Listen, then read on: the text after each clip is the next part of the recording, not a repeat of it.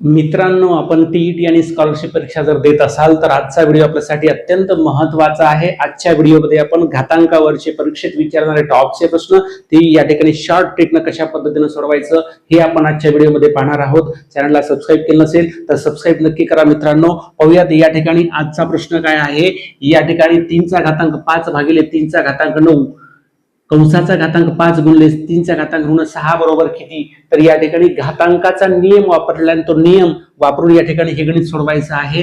पहा या ठिकाणी काय नियम आहे। पाया समान आहे, भागाकाराची क्रिया दिलेली आहे, घातांकाची काय होते, वजाबाकी होते, म्हणून अगोदर आपण कंस सोडून घेऊयात। कुठलेही गणित असेल तर या ठिकाणी तुम्हाला कंस अगोदर सोडून घ्यावा लागतो, नंतर बाकीच्या क्रिया। पहा या ठिकाणी 3 चा घातांक, मग या ठिकाणी या घातांकाची वजाबाकी करा। 5 वजा किती 9 कंस बंद, त्याचा घातांक 5 गुणिले 3 चा घातांक ऋण 6। पहा आता इथं 5 वजा 9 यांची वजाबाकी करायची आहे। मग या ठिकाणी 3 चा घातांक 5 वजा 9 एक धन आणि एक ऋण संख्या आहे। या ठिकाणी मोठ्या दिसणाऱ्या संख्येतून लहान दिसणारी संख्या आपण काय करतो, वजा करतो। म्हणजे 9 मधून 5 गेले, खाली राहिले 4, 9 च्या पाठीमागे ऋण चिन्ह आहे, ऋण देऊन टाका। या ठिकाणी लिहा ऋण 4 आणि त्याचा घातांक 5 गुणिले 3 चा घातांक ऋण 6। पुढे चला या ठिकाणी आता इथे घातांकाचा दुसरा नियम वापरला मित्रांनो, कोणता माहित असेल तुम्हाला लक्षात आला असेल।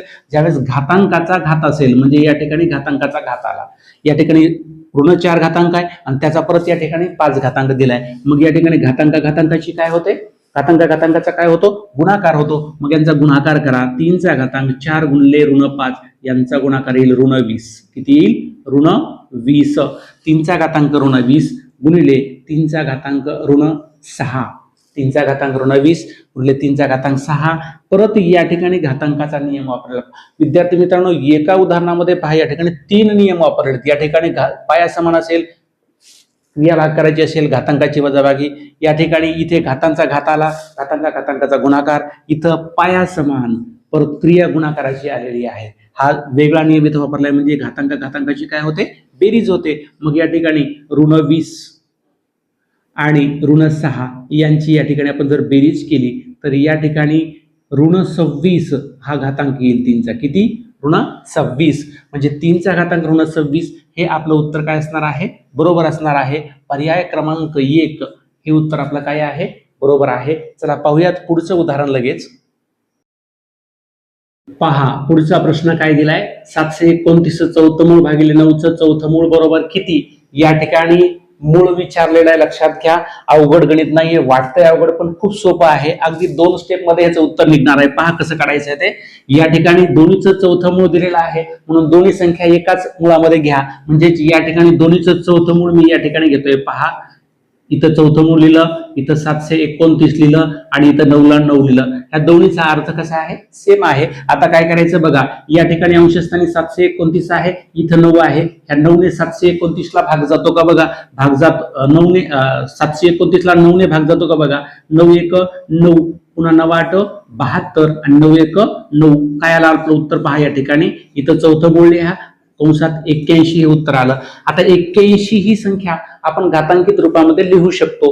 मग या ठिकाणी 3 ही संख्या 4 वेळेस ज्यावेळेस गुणते, 3 त्रिक 9, 9 त्रिक 27, 27 त्रिक 81, त्यावेळेस 81 हा गुणाकार येतो। मग या ठिकाणी असं पण तुम्ही म्हणू शकता, चौथं मूळ या ठिकाणी 3 चा घातांक किती लिहिणार, 4 असं लिहू शकता। आता हे मूळ आपल्याला काढायचंय, काढून टाकायचंय। कितवं मूळ आहे ते पहा। ह्याच्या अगोदर आपण एक उदाहरण घेतलं होतं, समजावून दिलं होतं की चौथं मूळ आहे। तर मग काय करायचं, या घातांकाला आता हे जे वर्गमूळाचं चिन्ह आहे ते काढून टाकतात आपल्याला। वर्गमूळाचं चिन्ह काढलं म्हणजे शिल्लक काय राहिलं, 3 चा घातांक किती आहे, 4, हे एवढं शिल्लक राहिलं। मग ज्यावेळेस वर्गमूळाचं चिन्ह आपण कॅन्सल करतो त्यावेळेस ही जी मूळ असते संख्या 4 असेल 5 असेल कोणती संख्या ठिकाणी असेल, या संख्येची गुणाकार व्यस्त करायची। काय करायची, गुणाकार व्यस्त। आता इथं 4/1, 4 म्हणजेच काय, 4/1, याची गुणाकार व्यस्त करा, छेद अंशांची यातला बदल करा, 1/4, 1/4 ने डायरेक्ट याला काय करायचं, गुणायचं। लक्षात घ्या मित्रांनो। मग या ठिकाणी पहा 3 चा घातांक 4 गुणिले 1/4, 4 1 4, 4 1 4, उत्तर किती शिल्लक राहिलं, 3 चा घातांक 1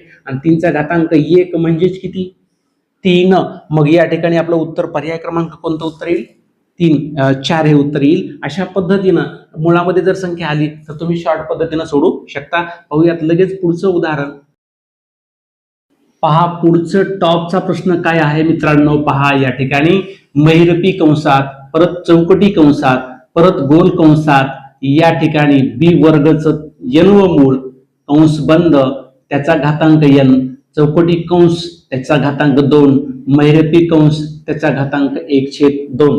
घातांकाचा नियम, घातांचा घात असेल तर घातांकाचा गुणाकार असतो. हा भाग या ठिकाणी हा नियम इथे वापरलेला आहे.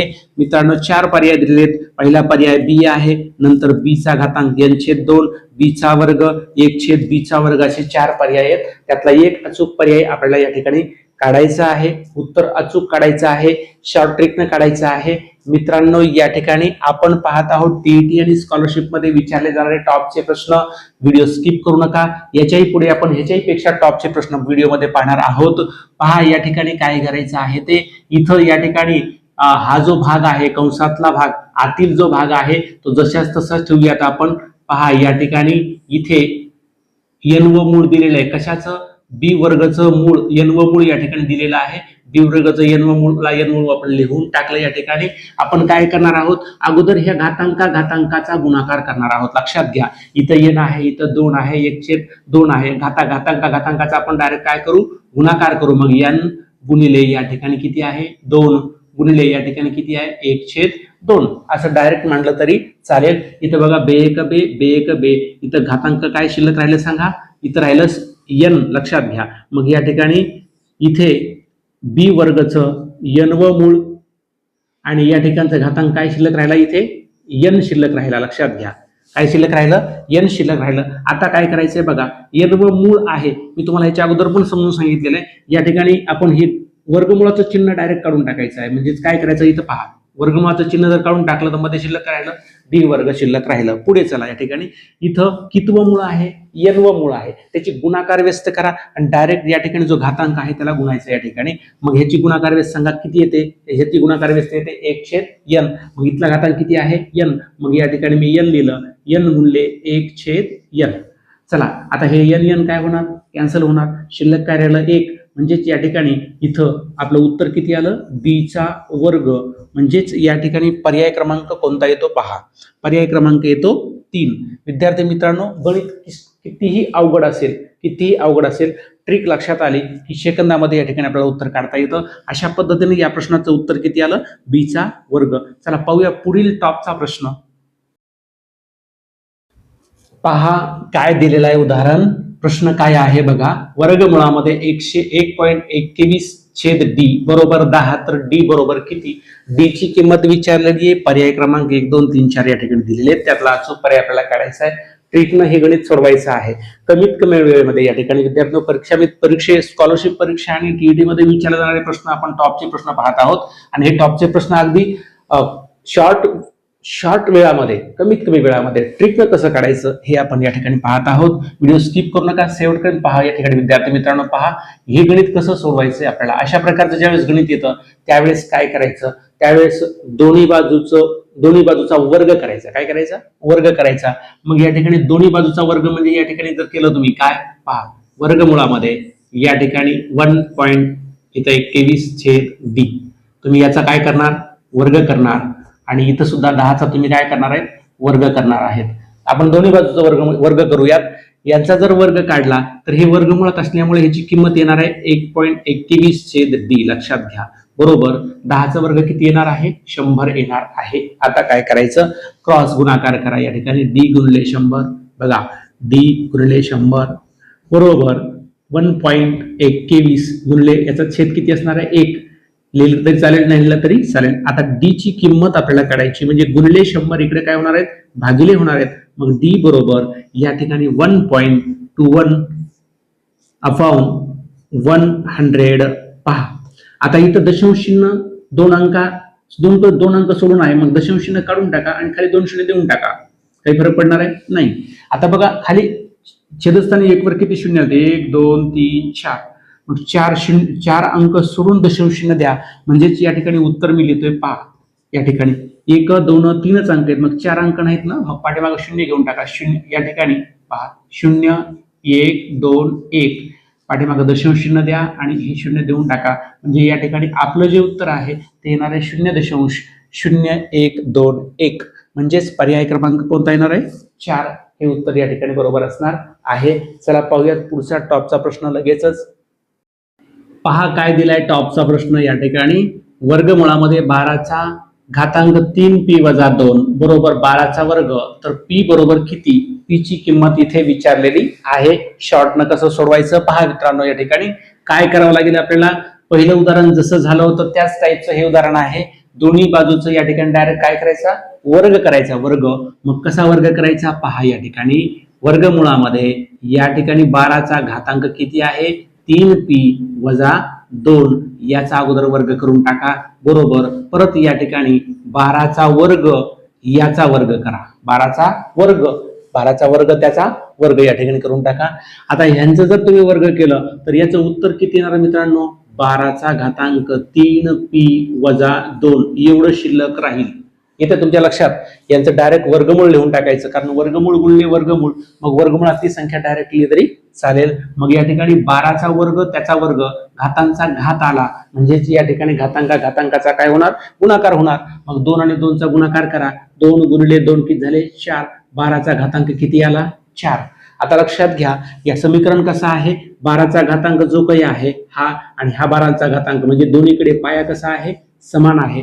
पाया समान असेल तर या ठिकाणी घातांक सुद्धा दोन्हीकडे काय असला पाहिजे, सारखाच असला पाहिजे, सेम असला पाहिजे. मग या ठिकाणी 12 न लिहिता तुम्ही असं लिहू शकता 3p वजा 2 बरोबर या ठिकाणी इकडचा घातांक किती आहे 4. मग या ठिकाणी किंमत काढा. हे वजा 2 इकडे गेल्यावर अधिक होतात. मग 3p बरोबर हे वजा 2 इकडे घ्या, अधिक करून टाका. 2 4 आणि 2 किती झाले 6. आता या ठिकाणी पहा 3p बरोबर 4 आणि 2 किती झाले 6. आता p हे गुणिले आहेत म्हणून गुणिले 3 इकडे परत काय होतील, भागिले होतील. मग p बरोबर गुणिले 3 इकडे काय होणार, भागिले होणार. 6 भागिले 3, 3 1 3, 3 2 6. मग p बरोबर आपली किंमत किती आली मित्रांनो, 2 आली. किती आली 2. पर्याय क्रमांक 3 हे उत्तर आपलं काय असेल, बरोबर असेल. पुढचं गणित तुमच्यासाठी सेकंदात सोडवा, कमेंटमध्ये कळवा. व्हिडिओ आवडल्यास लाईक करा, शेअर करा. आणि मित्रांनो टीईटी मध्ये विचारलेले टॉपचे प्रश्न शॉर्ट पद्धतीने ट्रिक वापरून कसे सोडवायचे आहेत हे पाहण्यासाठी चॅनलला नक्की या ठिकाणी सबस्क्राईब करा. भेटूयात पुढील नवीन व्हिडिओमध्ये नवीन टाईपचे प्रश्न घेऊन शॉर्ट ट्रिकने कसे सोडवायचे ते. तोपर्यंत नमस्कार, थँक्यू, धन्यवाद.